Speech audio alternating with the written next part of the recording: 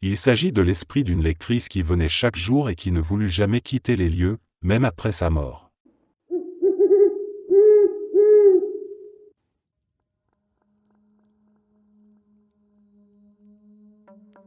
Au milieu de la vaste plaine de Salisbury s'élève l'un des monuments les plus impressionnants d'Europe, Stonehenge. Cet immense cercle de pierre, dressé depuis près de 5 millénaires, domine le paysage avec une majesté silencieuse. Les blocs sont gigantesques. Les plus imposants, appelés les sarsans, pèsent jusqu'à 25 tonnes et atteignent une hauteur de 9 mètres. D'autres, plus petits, connus sous le nom de pierres bleues, proviennent des collines de Presley, au pays de Galles, situées à plus de 200 km. Les hommes de l'âge de pierre transportèrent ces roches à une époque où la roue n'était pas encore utilisée. Ils les déplacèrent à travers collines, marais et rivières, un voyage qui aurait nécessité une organisation colossale et une force d'endurance presque inimaginable. Une fois arrivés sur la plaine, les pierres furent soigneusement taillées puis dressées en cercle et en arc, avec une précision qui défie encore la compréhension.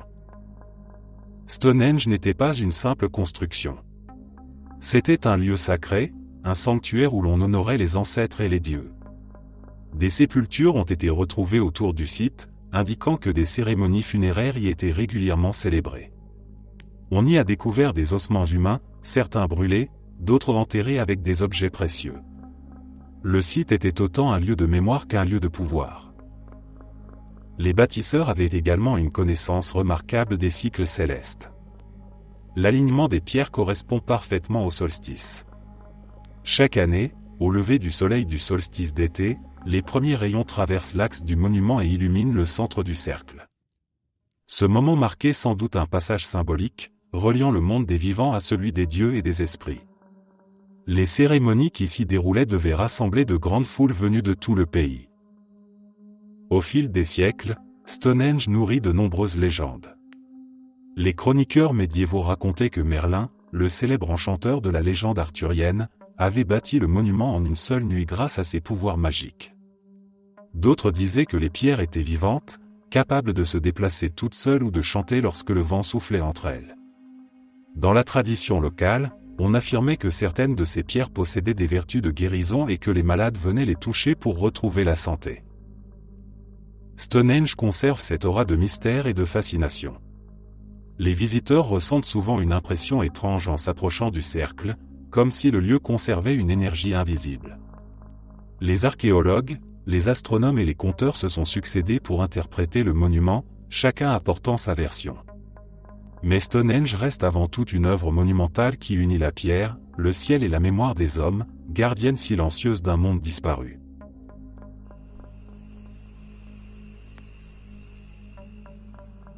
Dans les années 1970, la ville de Glasgow fut le théâtre d'une série d'apparitions troublantes.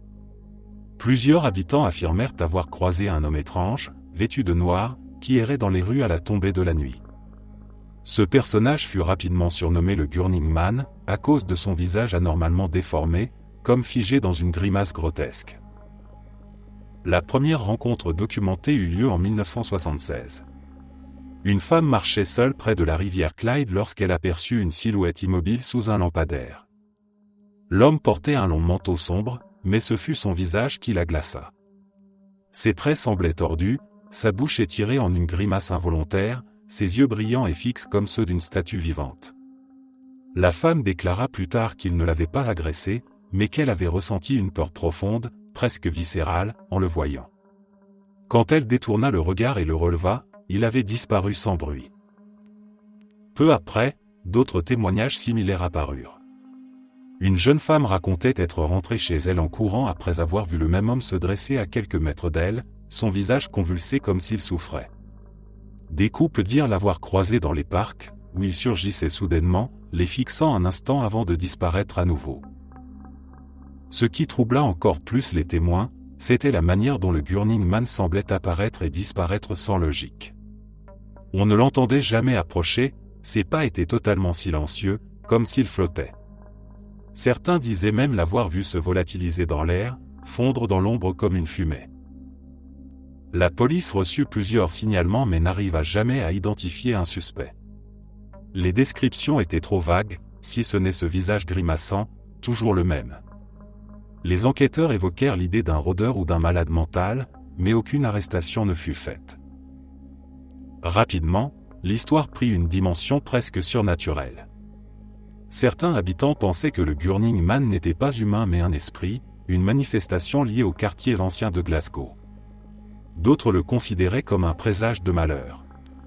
Des rumeurs coururent selon lesquelles des personnes ayant croisé sa route avaient ensuite connu des accidents ou des tragédies personnelles, renforçant l'aura inquiétante du personnage. Dans les années qui suivirent, les témoignages se firent plus rares, jusqu'à disparaître totalement au début des années 1980. Le Burning Man cessa d'apparaître, laissant derrière lui une légende urbaine toujours vivace. Aujourd'hui encore, dans les pubs et les rues de Glasgow, on raconte son histoire aux plus jeunes. Certains disent que si vous marchez seul tard dans la nuit, près des ponts ou des parcs, vous pourriez voir un homme vêtu de noir, au visage tordu en une grimace éternelle, vous observer un instant avant de disparaître. Le Burning Man reste l'une des figures les plus étranges du folklore urbain écossais, entre cauchemars vivants et fantômes de chair.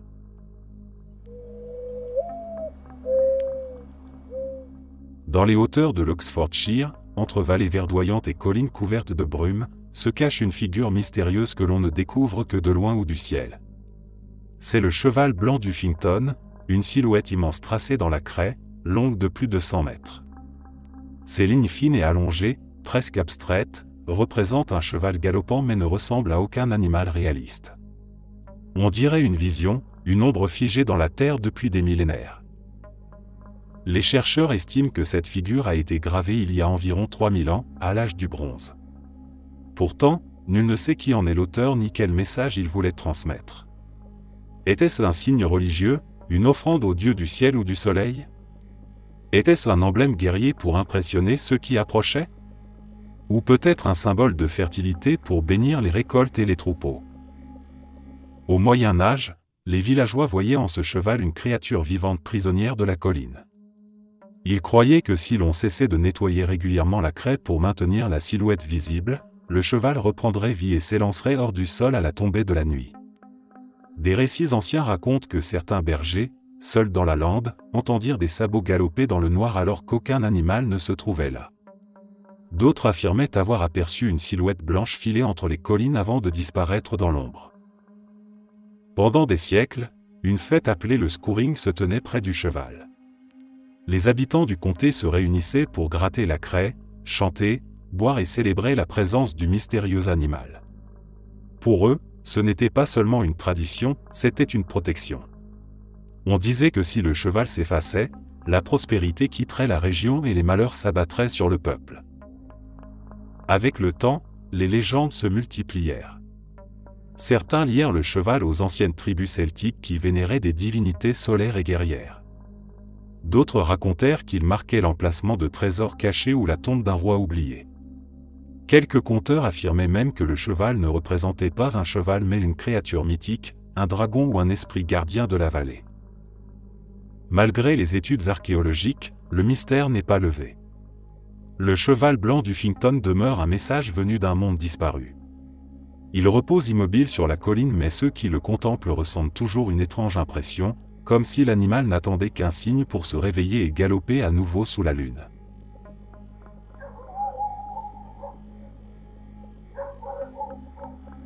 Au cœur de l'Écosse, dans la petite ville de Bonnybridge, un phénomène étrange a transformé ce lieu tranquille en l'un des centres les plus célèbres d'observation d'OVNI en Europe.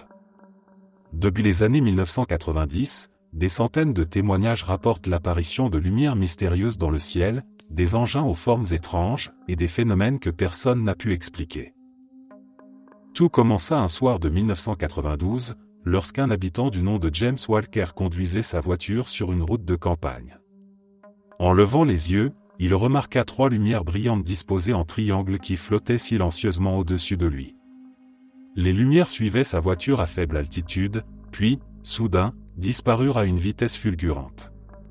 Choqué, Walker rapporta son expérience et découvrit rapidement qu'il n'était pas seul à l'avoir vécu. Dans les semaines suivantes, d'autres habitants affirmèrent avoir vu des phénomènes similaires. Certains décrivaient des objets en forme de disque, d'autres parlaient de sphères lumineuses se déplaçant de manière intelligente. les lumières apparaissaient souvent au même endroit, au-dessus des champs et des routes entourant la ville. Très vite, les témoignages se multiplièrent. Des familles entières racontèrent avoir vu, de nuit, d'énormes triangles noirs, parfois silencieux, parfois accompagnés d'un bourdonnement grave. D'autres affirmèrent avoir observé des faisceaux lumineux descendre jusqu'au sol, éclairant les collines environnantes comme des projecteurs. La presse surnomma Bonny Bridge la capitale écossaise des ovnis. Des ufologues du monde entier vinrent enquêter, enregistrant des heures de vidéos et recueillant des récits. Certains parlèrent d'un véritable triangle des ovnis, reliant Bonny Bridge à d'autres zones voisines où les apparitions étaient fréquentes. Les habitants, eux, s'habituèrent presque à ces visions, racontant leurs expériences avec autant de naturel que d'autres auraient parlé du temps qu'il fait. Les autorités locales furent interpellées à plusieurs reprises. Même le Parlement écossais reçut des pétitions demandant une enquête officielle. Mais aucune explication satisfaisante ne fut donnée. Les sceptiques parlaient d'avions militaires ou d'exercices secrets, la région n'étant pas loin de bases aériennes. Pourtant, de nombreux témoins insistaient sur le fait que les objets observés ne ressemblaient à rien de connu et se déplaçaient d'une manière impossible pour des avions conventionnels. Aujourd'hui encore, Bonny Bridge reste un lieu emblématique du mystère. Chaque année, de nouveaux habitants ou visiteurs rapportent leurs propres rencontres avec ces lumières. Pour certains, il s'agit de simples illusions ou d'expériences militaires secrètes. Pour d'autres, Bonny Bridge est un véritable point de contact avec quelque chose venu d'ailleurs. Quoi qu'il en soit, les nuits de cette petite ville écossaise conservent une aura particulière, comme si le ciel lui-même y cachait un secret.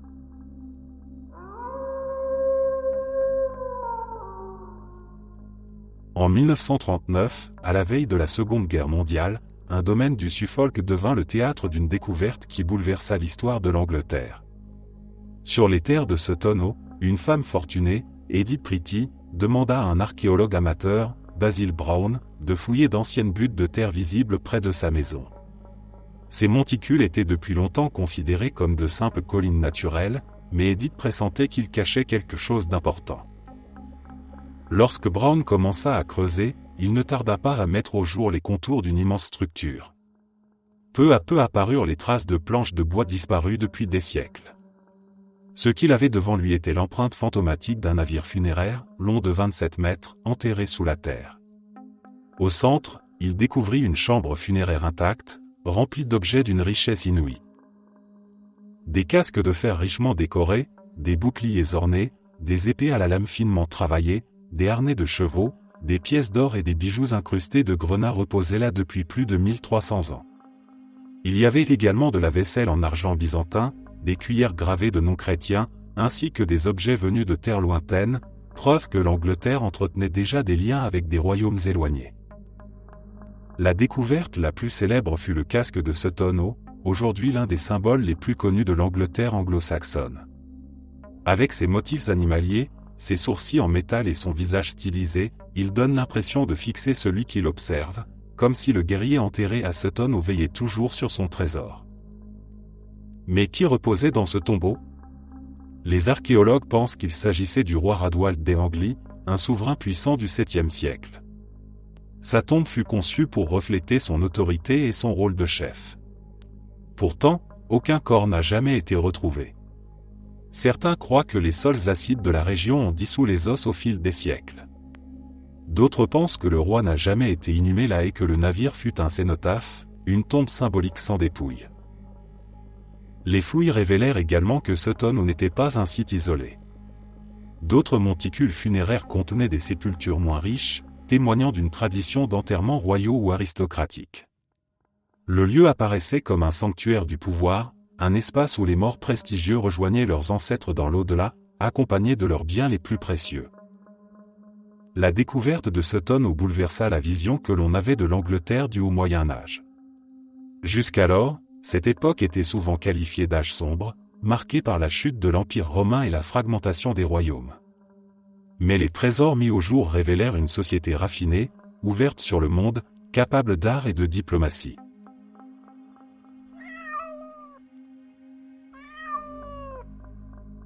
Dans le Kent, niché entre collines verdoyantes et routes étroites bordées de haies, se trouve le village de Pleuckley.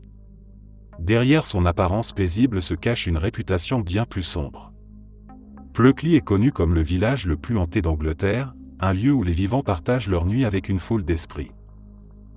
Parmi les nombreuses légendes locales, celle des chants fantomatiques est la plus troublante.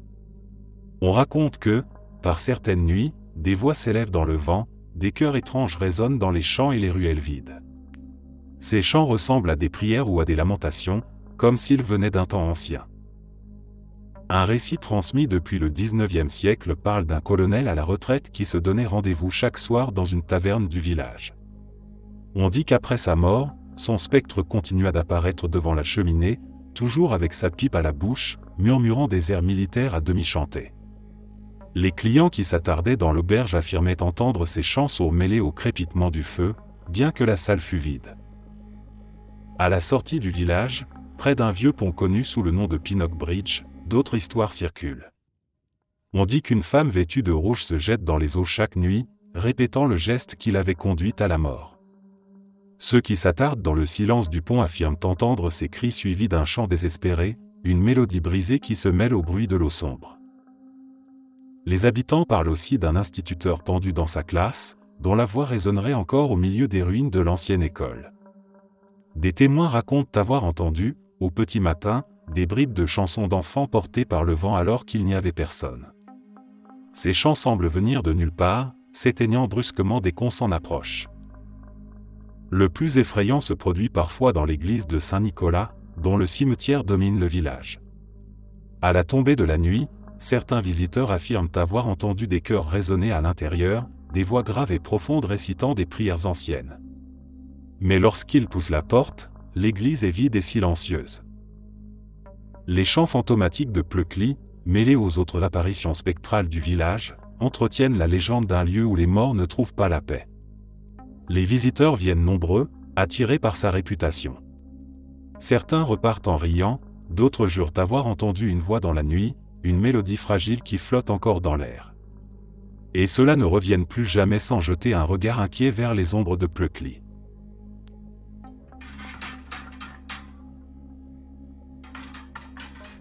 Au cœur des Highlands écossais, s'étend un immense lac sombre et profond, le Loch Ness. Long de 37 km, entouré de montagnes et souvent enveloppé de brumes épaisses, il est devenu le théâtre d'un des plus grands mystères modernes. Depuis des siècles, les habitants murmurent qu'une créature gigantesque habite ces eaux glaciales. Les premières mentions remontent au Vieux-siècle. Dans la chronique de Saint Columba, un missionnaire irlandais, il est écrit qu'un homme aurait été attaqué par une bête monstrueuse alors qu'il traversait le fleuve Ness. Columba fit alors le signe de croix et la créature aurait disparu dans les eaux, terrifiée. Cette histoire, transmise de génération en génération, devint la première trace écrite du monstre. Mais c'est au XX siècle que la légende prit son essor. En 1933, une route fut construite le long du loch, offrant une vue dégagée sur les eaux. Peu de temps après, un couple affirma avoir vu une silhouette gigantesque émerger et traverser le lac avant de replonger. Le récit fit la une des journaux et attira des curieux venus de tout le pays. L'année suivante, en 1934, un médecin londonien publia une photographie qui fit le tour du monde. On y voyait une longue tête et un cou s'élevant hors de l'eau, rappelant la silhouette d'un plésiosaure, un reptile marin disparu depuis des millions d'années. Cette image, connue comme la « photo du chirurgien », devint l'icône de Nessie. Des décennies plus tard, on découvrit qu'il s'agissait probablement d'un canular, mais la légende, elle, était déjà enracinée. Depuis, des dizaines de témoignages ont suivi. Des pêcheurs jurèrent avoir vu une masse sombre bouger sous leur barque. Des automobilistes affirmèrent qu'une silhouette bosselée traversait la surface à la tombée de la nuit. Des photographies floues, des vidéos tremblantes et des échos sonars montrant d'étranges formes sous-marines furent présentés comme des preuves.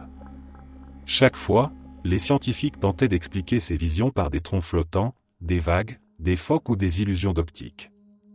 Mais aucun argument rationnel ne suffit à éteindre la fascination. Les explorations modernes n'ont rien arrangé. Dans les années 1970, une équipe utilisa des sonars de haute technologie et capta des échos suggérant la présence d'objets vivants de grande taille. Dans les années 2000, d'autres expéditions déployèrent des caméras sous-marines et rapportèrent avoir filmé des silhouettes étranges se mouvant dans les profondeurs. Les scientifiques restèrent prudents, mais le mystère persista. Le Loch Ness, avec ses eaux profondes atteignant parfois 230 mètres, conserve une part d'inexplorable.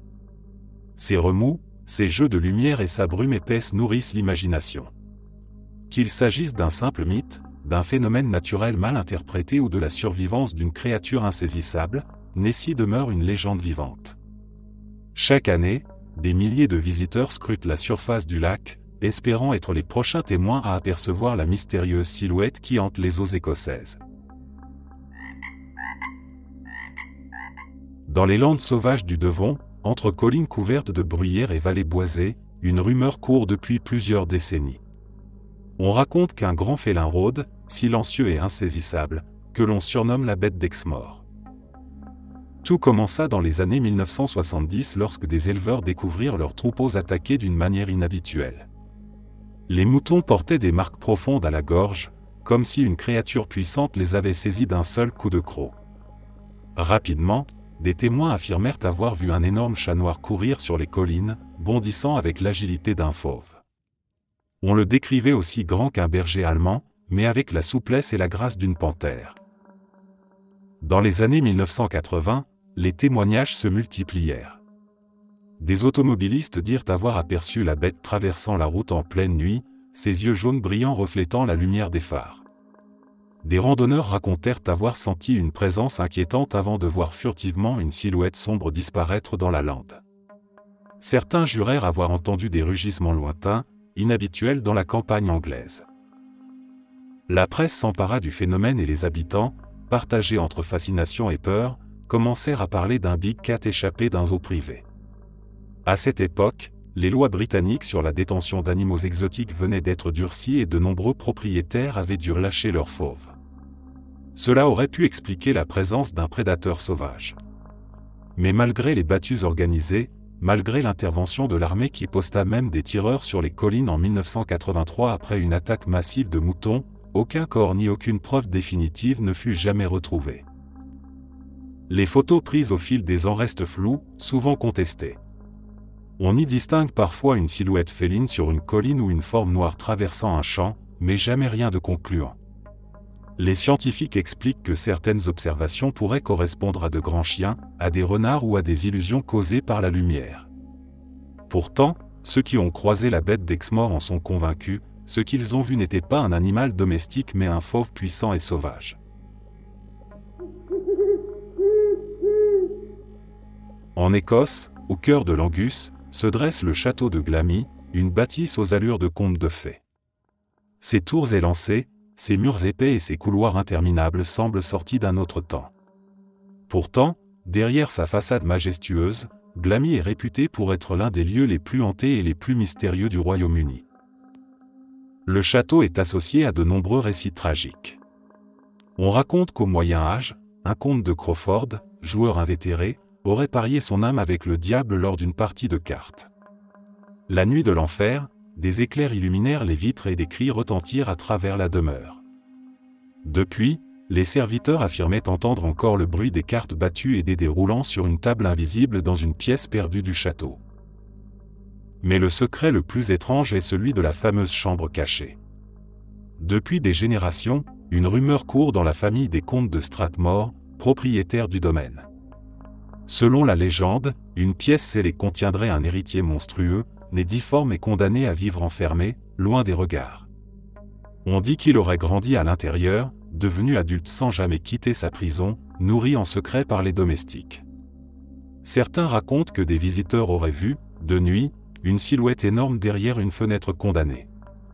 Cette légende, appelée celle du « monstre de Glamy », hante encore les murs du château.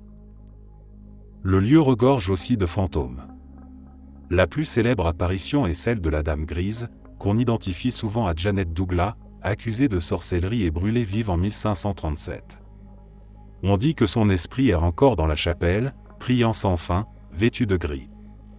Des visiteurs affirment avoir ressenti une lourde présence lorsqu'ils s'asseyaient sur certains bancs de la chapelle, comme si une silhouette invisible refusait de céder sa place.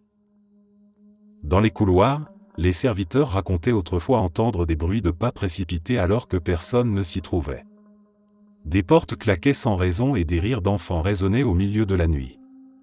Les chiens, eux, refusaient souvent d'entrer dans certaines pièces, grognant contre un vide que les humains ne pouvaient voir. Au VIe siècle, des invités qui logeaient au château racontèrent avoir passé des nuits terribles, réveillés par des coups sourds venant des murs, comme si quelqu'un frappait désespérément pour être libéré. Ces témoignages ne firent qu'alimenter la légende de la chambre secrète.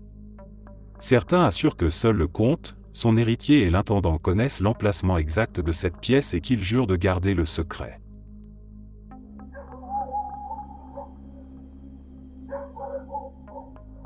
Au VIe siècle, alors que Londres grandissait dans un mélange d'élégance victorienne et de misère des faubourgs, une légende urbaine terrifia la population. On l'appelait Spring-Heeled Jack, l'homme au bond prodigieux. Entre 1837 et le début du XXe siècle, cette mystérieuse créature fut aperçue à de nombreuses reprises, semant la panique dans les rues sombres de la capitale et au-delà. Les premiers témoignages décrivaient un être vêtu d'un manteau sombre, au visage effilé et aux yeux brillants comme des braises. Il surgissait la nuit, attaquant principalement des jeunes femmes isolées. Sa particularité la plus troublante résidait dans sa capacité à bondir par-dessus des murs et des toits, comme s'il possédait des ressorts sous ses pieds. D'où son surnom, Spring-Heeled Jack, littéralement « Jack au talon à ressort ». En janvier 1838, une jeune domestique du quartier de Clapham affirma avoir été agressée par une créature bondissante qui avait craché une flamme bleue à son visage. Elle s'en sortit avec des brûlures et des marques de griffes. Quelques semaines plus tard, une autre jeune femme, Lucy Scale, fut attaquée à Lymouth par une silhouette monstrueuse qui surgit d'une ruelle sombre et cracha un jet de feu avant de s'évanouir dans la nuit. Ces récits, largement relayés par les journaux, semèrent la terreur à Londres. Très vite, Spring-Heeled Jack devint une véritable obsession publique. Des foules armées patrouillaient dans les rues pour le traquer. Mais chaque fois, il semblait s'échapper d'un bond prodigieux, franchissant des barrières de plusieurs mètres comme si la gravité n'avait aucune emprise sur lui. Des policiers eux-mêmes affirmèrent l'avoir poursuivi en vain, stupéfaits par sa vitesse et son agilité inhumaine. Les descriptions variaient mais un détail revenait souvent, ses mains griffues, glacées, et ses yeux lumineux. Certains témoins disaient qu'il portait un casque métallique, d'autres parlaient d'oreilles pointues et d'un ricanement démoniaque. Était-il un homme masqué, un acrobate, un inventeur ayant mis au point une machine à ressort? Ou bien une créature surnaturelle surgie des enfers? Avec le temps, les apparitions de Spring-Heeled Jack se multiplièrent hors de Londres, jusque dans le Midland et le nord de l'Angleterre. On le vit bondir au-dessus de charrettes, effrayer des voyageurs, ou encore rôder près de casernes. Chaque fois, il disparaissait avant que quiconque ne puisse l'attraper. Les théories fleurirent. Certains pensaient qu'il s'agissait d'un noble excentrique qui se déguisait pour terroriser la population. D'autres croyaient qu'il s'agissait d'un véritable démon, envoyé pour punir les Londoniens de leurs péchés. Les plus pragmatiques parlaient de canulars successifs, amplifiés par les rumeurs et les journaux avides de sensationnalisme. Mais aucune explication n'a jamais été confirmée. Les dernières apparitions connues eurent lieu vers le début du XXe siècle. Puis, Spring-Heeled Jack disparut des chroniques comme il y était entré, d'un bond dans la nuit. Aujourd'hui, il reste une figure du folklore victorien, mi-homme mi-monstre, incarnant la peur urbaine de l'époque et la fascination pour le surnaturel. À Londres, certains quartiers prétendent encore sentir sa présence. Des rumeurs persistent, parlant d'ombres bondissantes aperçues sur les toits lors de nuits brumeuses. Et à chaque fois, le même frisson parcourt ceux qui connaissent son nom, Spring-Heeled Jack, le démon bondissant qui, pendant des décennies, fit trembler l'Angleterre.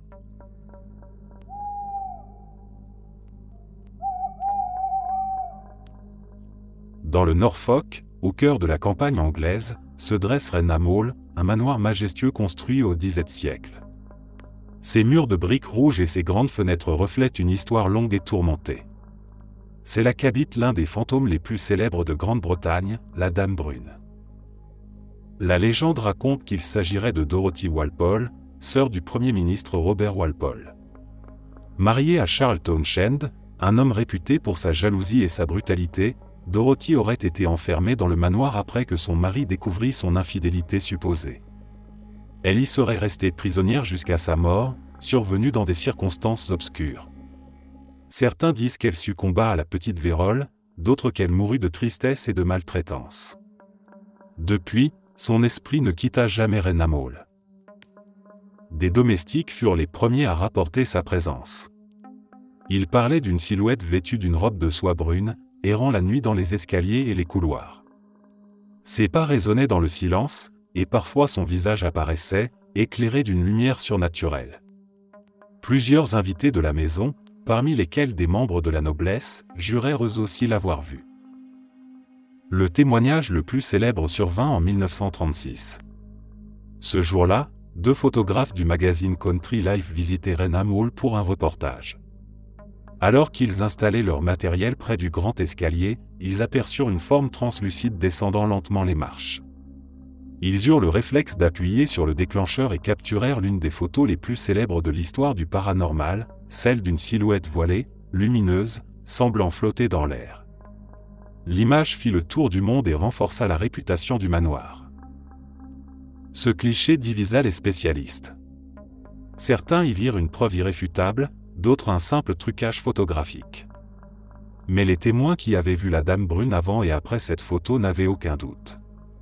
Pour eux, Dorothy Walpole errait toujours dans sa demeure, incapable de trouver la paix. Les récits les plus effrayants viennent de ceux qui croisèrent son regard. Car on dit que la dame brune n'a pas seulement l'apparence d'une femme endeuillée.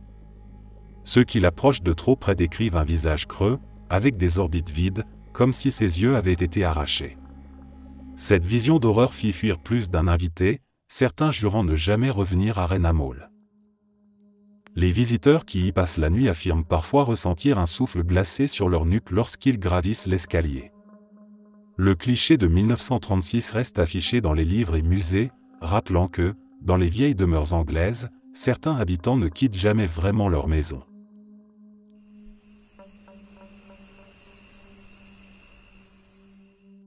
En mars 1976, le calme paisible du Lake District, cette région du nord-ouest de l'Angleterre réputée pour ses paysages magnifiques, fut bouleversé par une découverte glaçante. Dans le lac Coniston, l'un des plus grands de Cumbria, des plongeurs tombèrent sur un corps parfaitement conservé, prisonnier de la glace et de l'eau depuis près de 30 ans. Ce fut le début de l'énigme surnommée la Lady in the Lake. Le corps était celui de Carol Park, une jeune femme disparue en 1939. Ses proches la croyaient partie refaire sa vie ailleurs, car son absence n'avait jamais été élucidée. Pourtant, là, sous la surface du lac, son cadavre se tenait figé dans une étrange immobilité, presque intacte, comme si le temps n'avait pas eu prise sur elle. Ses cheveux, ses vêtements et même les traits de son visage étaient reconnaissables. Les experts légistes furent stupéfaits. Normalement, un corps en eau douce se décompose rapidement. Mais Carol semblait avoir été protégée par un phénomène naturel rare appelé saponification. Les conditions uniques du lac, son eau froide et son manque d'oxygène, avaient transformé sa chair en une substance cireuse, préservant ainsi ses traits pendant des décennies. C'était comme si elle dormait, figée dans son cercueil liquide. L'enquête révéla qu'elle avait été tuée et lestée d'une corde et de pierres avant d'être précipitée dans le lac. Ses poignets portaient encore les marques d'un lien serré. Très vite, les soupçons se portèrent sur son mari, Gordon Park.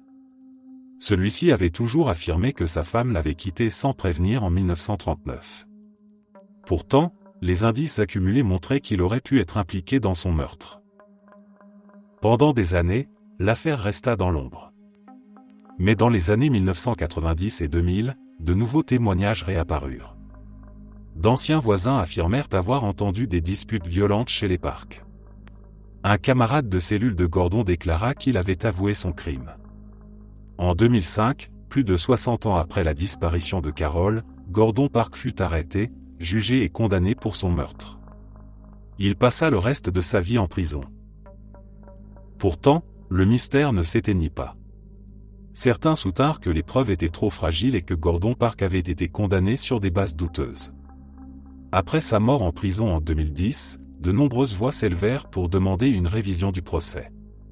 Était-il réellement coupable, ou un vieil homme avait-il payé pour un crime dont les détails réels demeuraient enfouis sous les eaux glacées de Coniston? Aujourd'hui, l'histoire de la Lady in the Lake fascine autant qu'elle terrifie. Elle symbolise la manière dont un secret peut rester caché des décennies avant de ressurgir avec la force implacable du destin. Dans les eaux profondes de Cumbria, le reflet des montagnes et du ciel masque encore l'écho de cette tragédie, rappelant que les lacs, si beaux et si calmes, peuvent aussi garder les plus sombres vérités.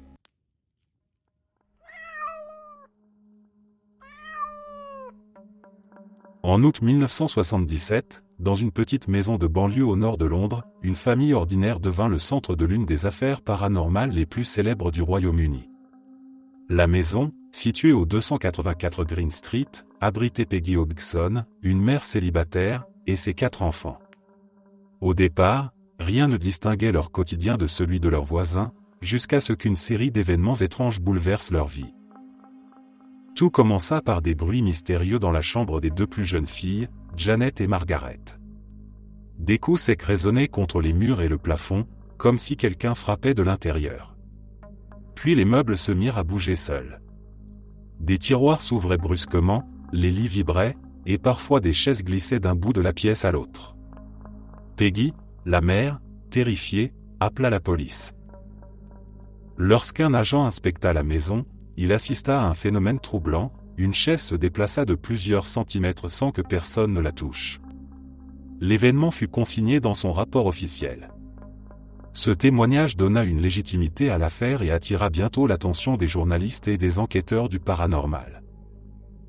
Très vite, les phénomènes devinrent plus intenses.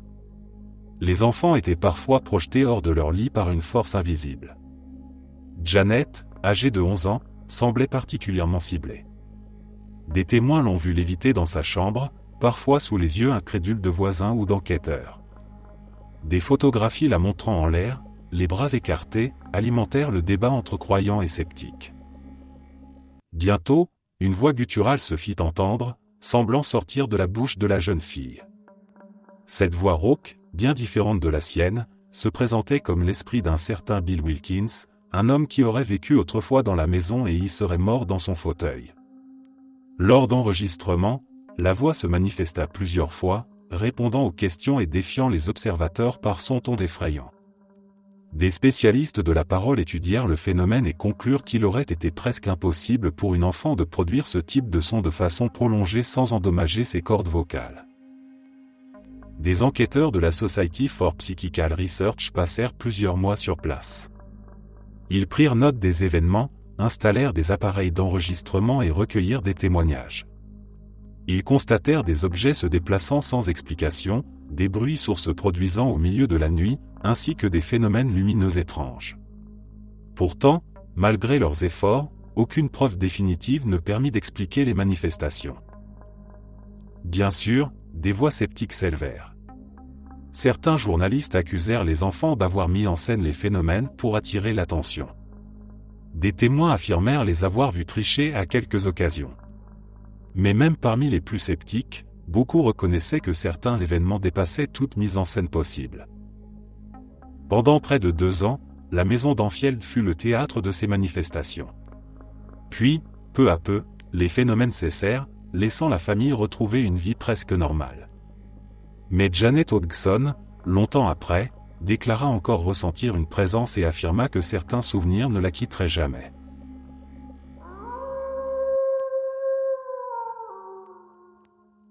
En décembre 1900, un drame étrange frappa les îles Flannans, un petit archipel isolé au large des Hébrides extérieures, en Écosse.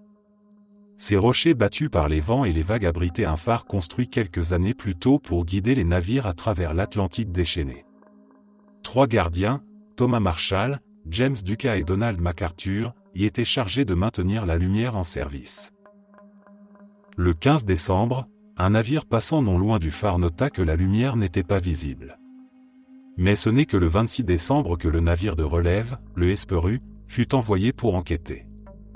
À son arrivée, l'équipage remarqua que le phare était éteint, ce qui était déjà en soi une anomalie inquiétante.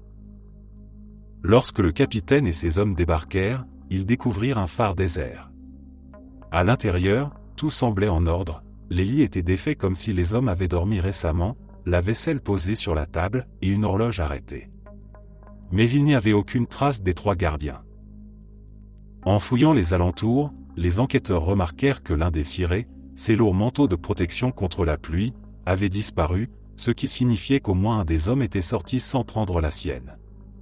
En se rapprochant des falaises, ils virent des dégâts importants, une grue avait été arrachée, des caisses brisées, et l'herbe couchée, comme si une vague gigantesque s'était abattue sur la côte. Le rapport officiel conclut que les 3 hommes avaient probablement été emportés par la mer alors qu'ils tentaient de sécuriser leur équipement lors d'une tempête. Mais de nombreux détails ne collaient pas. Pourquoi les 3 seraient-ils sortis en même temps, laissant le phare sans surveillance, ce qui était strictement interdit? Pourquoi un des cirés était-il resté à l'intérieur, comme si l'homme était sorti précipitamment? Très vite, les hypothèses les plus étranges circulèrent. Certains parlaient d'un enlèvement par des pirates, d'autres d'un conflit qui aurait dégénéré entre les gardiens. Des habitants évoquaient l'intervention d'êtres surnaturels, car les îles Flânans étaient réputées pour leurs légendes anciennes, peuplées d'esprits et de créatures marines. Une rumeur tenace parlait aussi d'un navire fantôme aperçu dans la zone peu avant la disparition. Le mystère persista au fil des décennies. Les familles des gardiens n'eurent jamais de réponse définitive. La mer avait englouti leur corps, mais les circonstances demeuraient inexpliquées. Le phare fut automatisé plus tard, et plus aucun gardien n'eut à y vivre. Aujourd'hui, les ruines du vieux phare et les falaises battues par les vents restent un lieu de mémoire. Les marins qui passent au large racontent parfois ressentir une étrange appréhension, comme si l'archipel portait encore l'empreinte de ce mystère.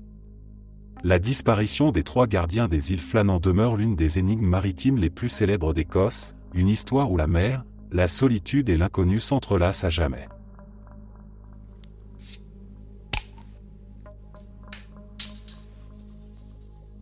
Au bord de la Tamise, la tour de Londres se dresse depuis presque 1000 ans.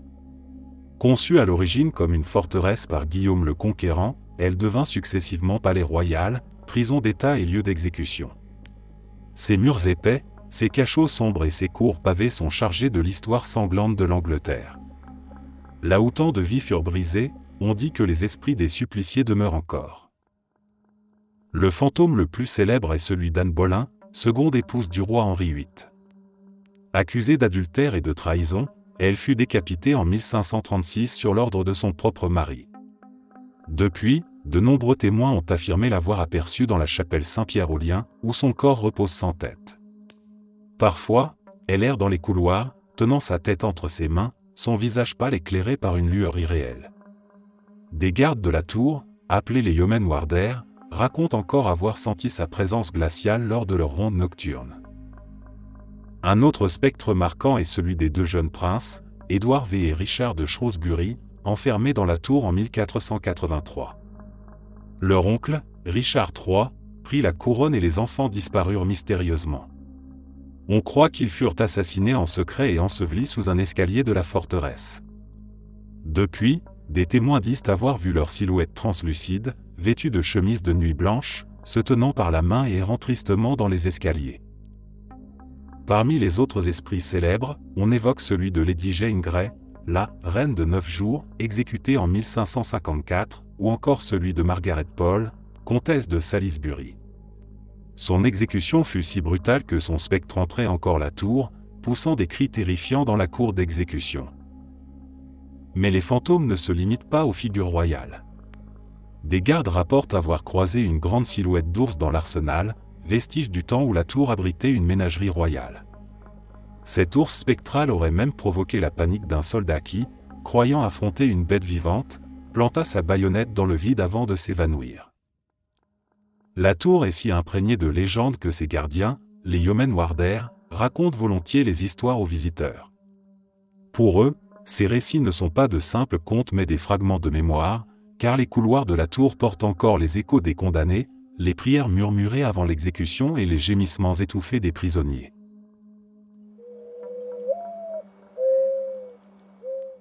Au cœur des Highlands écossais, se dresse Ben Macdui, la 2e plus haute montagne du Royaume-Uni.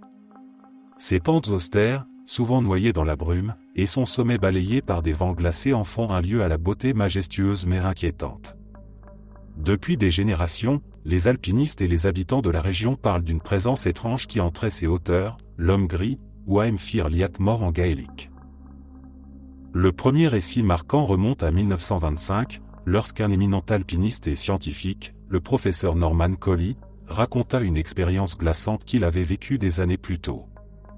Alors qu'il redescendait seul du sommet, dans un épais brouillard, il entendit derrière lui des pas lourds, lents et réguliers. À chaque fois qu'il faisait 3 pas, il entendait distinctement une 4e foulée, plus ample, résonner dans la neige. Pris de panique, il s'enfuit en courant sans jamais oser se retourner. Collie, connu pour son sérieux et son esprit rationnel, attendit des années avant de révéler son histoire, craignant le ridicule. Lorsqu'il en parla enfin, d'autres témoins se manifestèrent. Plusieurs alpinistes avaient eux aussi entendu ces pas inexpliqués ou ressenti une présence invisible qui semblait les suivre. Certains affirmèrent avoir vu une silhouette gigantesque, sombre et floue, se dresser à travers la brume avant de disparaître. On décrit l'homme gris comme un être immense, dépassant les 3 mètres de haut, recouvert d'une ombre grisâtre. Rarement vu de manière nette, il apparaît plutôt comme une impression, un éclat dans la brume, une masse colossale à la limite du champ de vision. Ceux qui disent l'avoir rencontré parlent d'une peur irrationnelle et soudaine, une panique écrasante qui les poussait à fuir sans réfléchir. Les explications rationnelles ne manquent pas. Certains pensent que l'homme gris n'est qu'un effet d'optique connu sous le nom de spectre de Brocken, lorsqu'un marcheur se tient dans la brume avec le soleil derrière lui, son ombre géante est projetée sur le brouillard et peut paraître monstrueuse. Mais cette théorie n'explique pas les bruits de pas, ni le sentiment d'oppression intense rapporté par de nombreux témoins.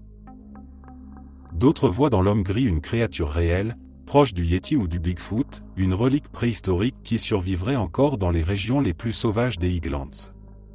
Pour les habitants, la légende a une portée spirituelle, l'homme gris serait un gardien des montagnes, un esprit primitif qui repousse ceux qui osent troubler la tranquillité de Ben Macdui. Encore aujourd'hui, les randonneurs qui s'aventurent seuls sur la montagne racontent parfois avoir entendu des bruits étranges, ou ressenti une présence derrière eux alors qu'ils étaient isolés dans le brouillard. La peur viscérale qui s'empare des témoins est toujours la même, comme si la montagne elle-même leur rappelait qu'ils ne sont pas les bienvenus. Ben Macdui, déjà redoutable par son climat rude et ses paysages austères, garde ainsi son mystère. L'homme gris, qu'il soit illusion, esprit ou créature, continue de hanter l'imaginaire écossais, faisant de cette montagne un lieu où la nature et le surnaturel semblent se confondre.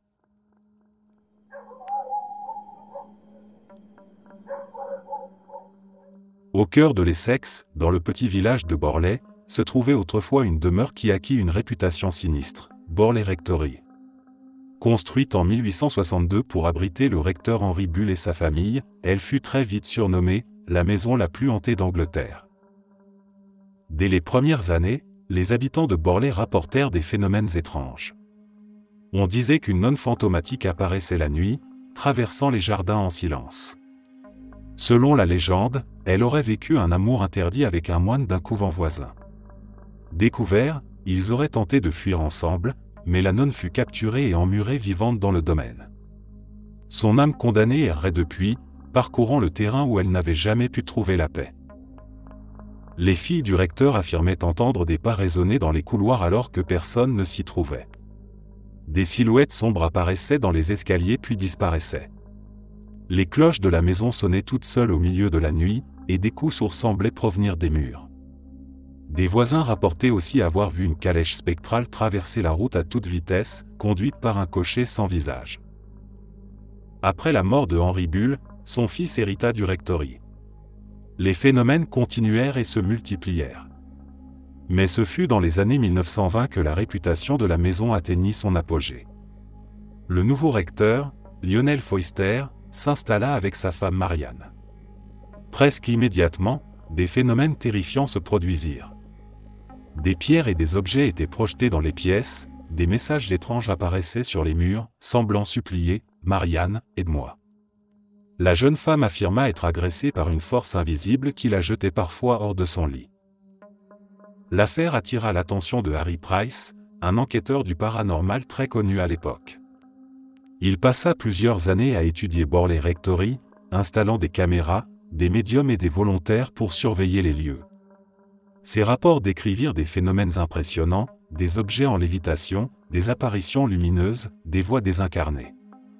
Pour lui, la maison était réellement hantée, et son passé tragique expliquait les manifestations. Les sceptiques accusèrent Price d'avoir exagéré ou inventé certains faits pour renforcer sa notoriété. Mais de nombreux témoins indépendants avaient déjà confirmé leurs propres expériences bien avant son arrivée. En 1939, un incendie détruisit une grande partie de la demeure. Les ruines, noircies et calcinées, continuèrent pourtant à attirer les curieux. Des habitants rapportèrent encore voir la nonne fantôme déambuler parmi les décombres. Même après sa disparition physique, la maison restait une légende vivante.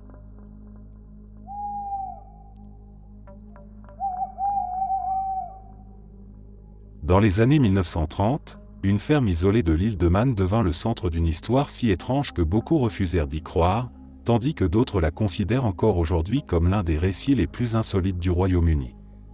Tout commença lorsqu'une famille, les Irving, installée dans une vieille maison en pierre appelée Dwarlich Cachant, entendit des bruits mystérieux derrière les murs de bois. Au départ, il ne s'agissait que de grattements, de coups et de murmures étouffés. Mais rapidement, ces bruits prirent une forme plus inquiétante. Un soir, la fille de la famille, Voiret, entendit une voix distincte. Cette voix étrange se présenta comme étant celle d'une mangouste, un petit animal carnivore originaire d'Inde. Il dit s'appeler GEF. Ce qui surprit les Irving, ce n'était pas seulement qu'un animal parlait, mais qu'il le faisait dans un anglais clair, avec une personnalité marquée. GEF se décrivait comme un mangouste très intelligent, capable de parler, de chanter, d'imiter des accents et même de réciter des prières. Il affirmait être né en 1852 en Inde avant de se retrouver sur l'île de Man par des moyens mystérieux. GEF devint vite une présence quotidienne dans la maison. Parfois invisible, il parlait à travers les cloisons, lançant des plaisanteries ou des remarques sarcastiques. Il pouvait être amical mais aussi colérique, insultant les visiteurs ou effrayant ceux qui doutaient de son existence. Il prétendait espionner les habitants du village et rapportait des conversations tenues à plusieurs kilomètres de là, comme s'il pouvait se déplacer à volonté. La famille Irving affirmait que GEF les aidait parfois.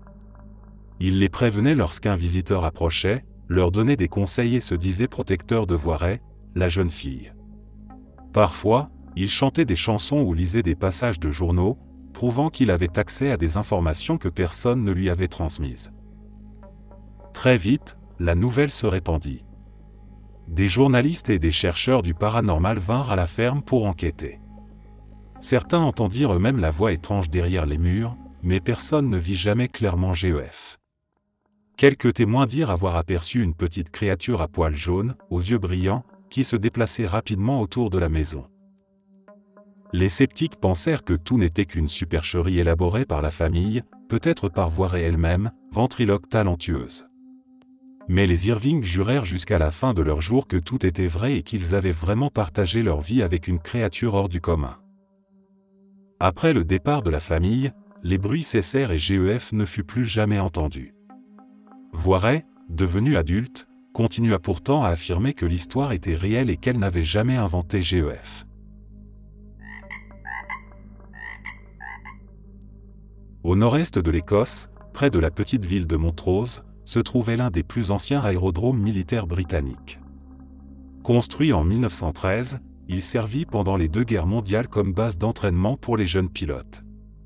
Les vastes pistes, balayées par les vents de la mer du Nord, ont vu des générations d'aviateurs s'élancer dans le ciel, et parfois ne jamais revenir. Très tôt, des récits étranges commencèrent à circuler. Des mécaniciens, des soldats et plus tard des visiteurs affirmaient avoir vu des figures en uniforme marcher sur les pistes désertes. Parmi ces silhouettes spectrales, l'une revint souvent, celle d'un pilote vêtu d'un blouson de cuir, le visage marqué par une profonde cicatrice. Selon la tradition locale, il s'agirait du lieutenant Desmond Arthur, un jeune aviateur irlandais qui trouva la mort en 1913 dans un accident d'avion. Son appareil se disloqua en plein vol au-dessus de Montrose et il s'écrasa violemment, laissant derrière lui un mystère non résolu sur l'origine de la panne. Peu après sa mort, des pilotes affirmèrent avoir vu son fantôme revenir hanter les hangars et les pistes, comme s'il cherchait encore à comprendre ce qui lui était arrivé. Durant la Première Guerre mondiale, les témoignages se multiplièrent. Des cadets racontèrent qu'en pleine nuit, alors qu'ils revenaient de mission, ils avaient aperçu un homme en uniforme marcher calmement le long de la piste, avant de disparaître dans la brume. Certains dirent l'avoir même croisé à l'intérieur des bâtiments, son regard fixe semblant traverser les vivants comme s'il n'existait pas. Pendant la Seconde Guerre mondiale, d'autres récits s'ajoutèrent. Des femmes pilotes de l'ATA, qui acheminaient les avions vers les bases, rapportèrent avoir entendu des pas derrière elles alors que les hangars étaient vides. L'une d'elles affirma avoir parlé brièvement à un pilote inconnu, en uniforme ancien, avant de se rendre compte qu'il n'était pas répertorié parmi le personnel. Lorsqu'elle se retourna, il avait disparu.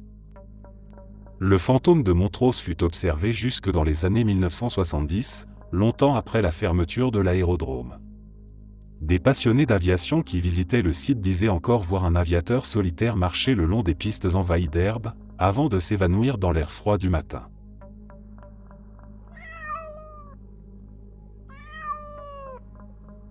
En février 1977, dans le petit village côtier de Brodaven, au sud-ouest du pays de Galles, se produisit l'un des épisodes les plus célèbres d'ufologie britannique.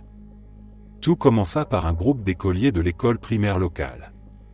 Un après-midi, alors qu'ils jouaient dans la cour, plusieurs d'entre eux remarquèrent un objet étrange se poser dans un champ voisin.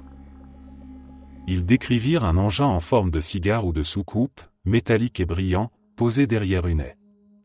Selon leur témoignage, une silhouette humanoïde vêtue d'une combinaison argentée se tenait près de l'appareil. Les enfants, effrayés mais fascinés, observèrent la scène avant que l'engin ne disparaisse soudainement. Lorsqu'ils racontèrent l'histoire à leur institutrice, celle-ci crut d'abord à une invention collective. Mais les enfants, interrogés séparément, donnèrent tous la même description, avec des détails concordants. Le lendemain, l'affaire fit rapidement le tour du village. Plusieurs adultes rapportèrent à leur tour avoir vu des lumières étranges dans le ciel au-dessus de Brodaven. Certains parlèrent de disques lumineux volant silencieusement au-dessus de la côte, d'autres d'objets descendant vers les champs avant de repartir à toute vitesse. L'événement attira bientôt l'attention des journalistes et des ufologues. Les enfants furent interrogés par des enquêteurs officiels. On leur demanda de dessiner ce qu'ils avaient vu, et les croquis furent frappants de similarité. On y voyait tous un engin ovale avec un dôme et, parfois, une silhouette humaine en combinaison. Ces dessins furent largement diffusés dans la presse, renforçant l'idée que quelque chose d'inhabituel s'était réellement produit. Mais l'affaire ne s'arrêta pas là. Au cours des mois suivants, la région de Brodaven devint un véritable hotspot d'observation. Des habitants affirmèrent voir des engins lumineux traverser le ciel nocturne. Une famille raconta qu'une créature étrange, ressemblant à un homme grand aux yeux brillants, avait observé leur maison depuis leur jardin avant de disparaître. D'autres entendirent des bourdonnements ou virent leurs appareils électriques se dérégler au moment des apparitions. Les autorités locales, pressées d'expliquer ces événements, évoquèrent la possibilité d'exercices militaires. La région abritait en effet plusieurs bases de l'armée britannique. Mais aucune confirmation officielle ne fut donnée, et les témoignages persistaient, trop nombreux pour être ignorés. L'affaire de Brodaven fut surnommée par la presse le triangle galactique du pays de Galles. Elle reste l'un des cas les mieux documentés d'observation collective d'OVNI au Royaume-Uni.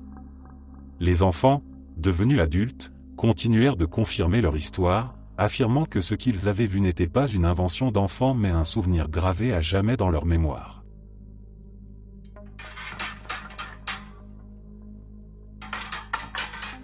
Dans la campagne anglaise, surtout dans le Wiltshire et le Hampshire, des champs de blé et d'orge se transforment parfois en véritables toiles gigantesques.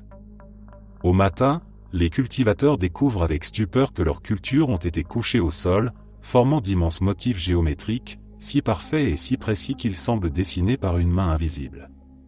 On les appelle les crop circles.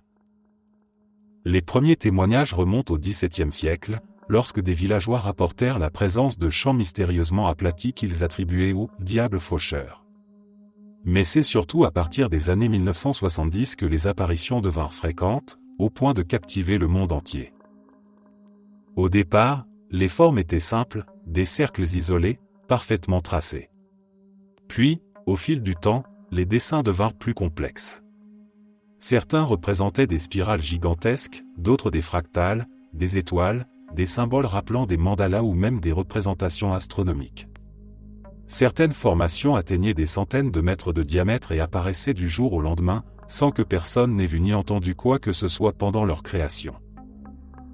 Les agriculteurs, déconcertés, appelaient les journalistes.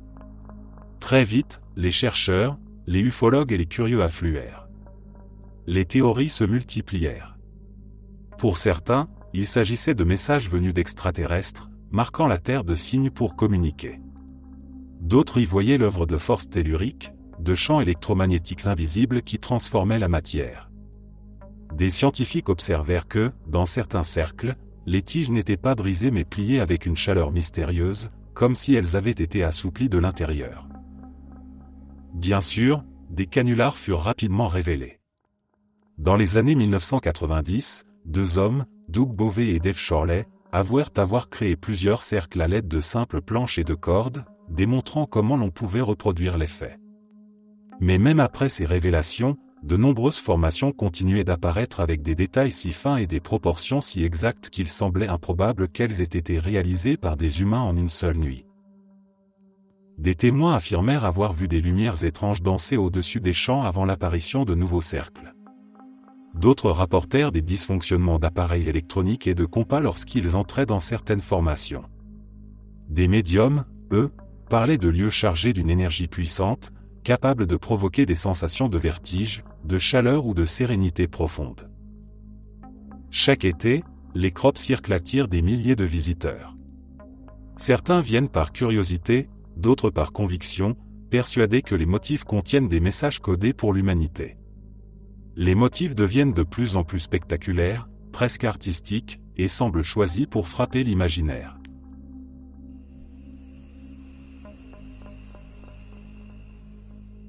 Dans le Staffordshire, au centre de l'Angleterre, s'étend une vaste région boisée appelée Cannock Chase. Ses forêts épaisses, ses landes couvertes de bruyères et ses collines douces en font un lieu à la fois magnifique et mystérieux. Au fil des décennies, cette région est devenue célèbre non seulement pour sa beauté mais aussi pour les phénomènes étranges qui s'y déroulent, en particulier les mystérieuses lumières de Cannock Chase. Depuis les années 1960, des habitants rapportent avoir vu des éclats lumineux flotter entre les arbres, parfois de petites sphères colorées, parfois de grandes lueurs blanches ou rougeâtres. Ces lumières apparaissent sans prévenir, glissent silencieusement au-dessus du sol, puis disparaissent brusquement. Certaines semblent poursuivre les témoins, d'autres restent immobiles comme si elles observaient. En octobre 1967, plusieurs familles du secteur affirmèrent avoir vu un objet en forme de dôme lumineux descendre dans une clairière avant de s'élever à nouveau dans le ciel. D'autres témoins parlèrent de sphères qui virevoltaient au-dessus des routes de campagne, contraignant parfois les automobilistes à s'arrêter, paralysés par la peur et fascinés par le spectacle. Les années 1980 et 1990 furent particulièrement riches en observations. Des groupes entiers de promeneurs racontèrent avoir vu des lumières étranges qui semblaient danser entre les troncs des pins. Certains décrivirent des couleurs vives bleu électrique, vert intense, rouge incandescent qui illuminaient brièvement la forêt comme des lanternes vivantes. Les animaux, eux, semblaient particulièrement perturbés. Des cerfs s'enfuyaient brusquement, des chiens refusaient d'avancer et se mettaient à hurler en direction des lueurs. Bien sûr, les théories abondent. Les sceptiques parlent de feux follets, dus à des gaz s'échappant du sol marécageux qui s'enflammeraient spontanément. D'autres pensent qu'il s'agit de phénomènes lumineux naturels liés à des anomalies électriques. Mais beaucoup de témoins assurent que ces lumières ne se comportent pas comme de simples réactions chimiques. Leur trajectoire semble contrôlée, presque intelligente. Les ufologues considèrent Cannock Chase comme un point chaud d'activité extraterrestre. Certains témoignages évoquent même la présence de silhouettes humanoïdes aperçues à la lisière des clairières, associées aux apparitions lumineuses. Des enquêteurs rapportèrent aussi des cas de temps perdu, où des personnes qui avaient suivi les lumières se rendaient compte qu'il leur manquait plusieurs heures dans leurs souvenirs. À cela s'ajoutent les nombreuses légendes locales. Cannock Chase est réputé pour être hanté par des enfants fantomatiques aux yeux noirs, par des soldats de la Seconde Guerre mondiale et par des créatures étranges semblables à des loups. Ces récits se mêlent aux observations modernes et renforcent l'atmosphère troublante du lieu. Aujourd'hui encore, des passionnés se rendent régulièrement dans la forêt pour tenter de capter ces phénomènes. Certains reviennent avec des vidéos où l'on distingue des lueurs mystérieuses traversant les bois. D'autres repartent bredouilles mais convaincus d'avoir ressenti une présence anormale. Cannock Chase demeure ainsi un territoire chargé de mystères, où la frontière entre légendes ancestrales, phénomènes naturels et véritables énigmes reste floue. Dans le silence de la nuit, sous les arbres centenaires, les lumières continuent d'apparaître, insaisissables, rappelant à chacun que certaines parties de l'Angleterre semblent habitées par des forces que l'on ne peut encore expliquer.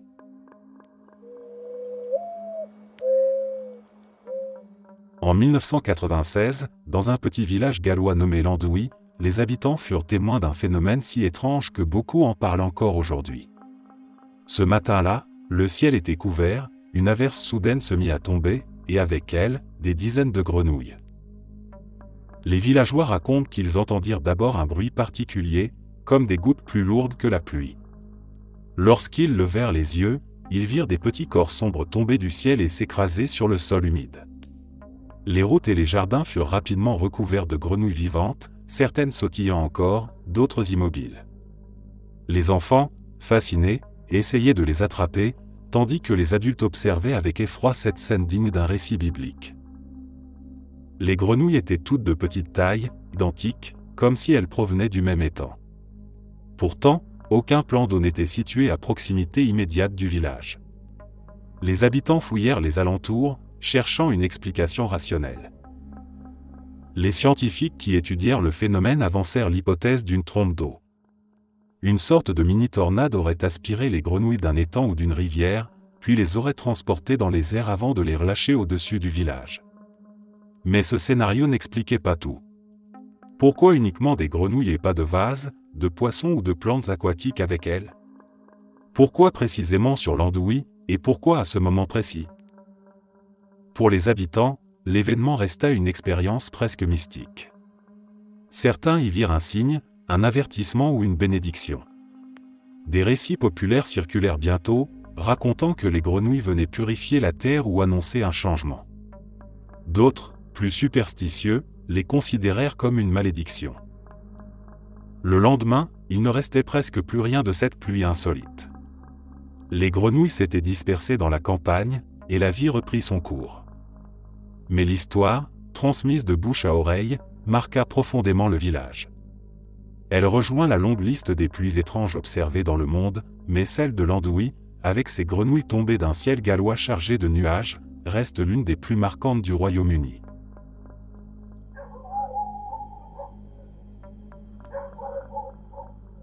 En 1994, dans le comté du Wiltshire, célèbre déjà pour ses crop circles et ses terres chargées de légendes, un phénomène étrange attira l'attention des habitants.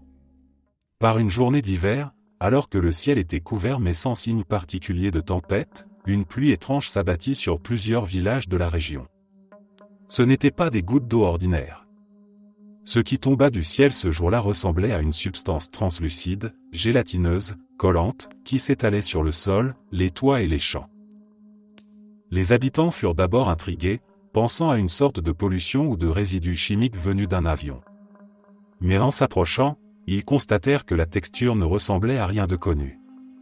La matière était molle, presque vivante, comme de petits morceaux de gelée transparente. Certains fragments semblaient pulser légèrement à la lumière, donnant l'impression d'une matière organique. Très vite, les témoignages se multiplièrent. Des fermiers trouvèrent leur pâturage recouvert de cette substance étrange. Des animaux refusèrent de s'en approcher, certains chiens grognant ou aboyant en flairant la matière. Des enfants qui jouaient avec la gelée affirmèrent avoir ressenti des picotements sur la peau, et certains durent être examinés après avoir eu des irritations. Des échantillons furent prélevés et envoyés à des laboratoires pour analyse. Les premiers résultats furent déroutants. La substance contenait de l'eau à plus de 90%, mais aussi des protéines, comme si elle provenait d'un organisme vivant. Pourtant, aucun ADN identifiable n'y fut détecté. Les chercheurs furent incapables de dire si la matière était d'origine animale, végétale, ou même artificielle. La presse s'empara de l'affaire. Certains parlèrent d'un phénomène météorologique rare, peut-être lié à la chute de spores ou de micro-organismes atmosphériques. D'autres firent le lien avec des légendes anciennes, notamment celle de la star Jelly ou gelée d'étoiles, une substance mystérieuse rapportée depuis des siècles après des pluies étranges, censée être d'origine céleste. Dans le folklore anglais, on disait que cette gelée tombait après le passage de météores et disparaissait rapidement au lever du soleil. Dans le Wiltshire, certains habitants adoptèrent cette explication cosmique. Pour eux, la pluie gélatineuse venait du ciel profond, peut-être de comètes ou de fragments d'étoiles. D'autres, plus modernes, avancèrent l'idée qu'il s'agissait de résidus d'avions militaires, car la région est proche de bases aériennes. Mais les autorités ne confirmèrent jamais cette hypothèse. Encore plus troublant, la substance se dégradait très vite. Au bout de quelques heures, ce qui était tombé du ciel fondait et disparaissait presque entièrement, ne laissant qu'une trace humide sur le sol. Cela renforça l'impression que la matière était éphémère, comme si elle n'était pas faite pour rester longtemps sur Terre. Depuis, plusieurs autres épisodes de pluie gélatineuse furent signalés dans différentes parties du Royaume-Uni, mais aucun ne fut aussi marquant que celui du Wiltshire. Dans ce comté déjà associé au mystère de Stonehenge et aux énigmatiques crop circles, l'apparition de cette gelée venue du ciel ajouta une couche supplémentaire à sa réputation de terre d'étrangeté. Aujourd'hui encore, personne n'a donné d'explication définitive à la pluie gélatineuse de 1994.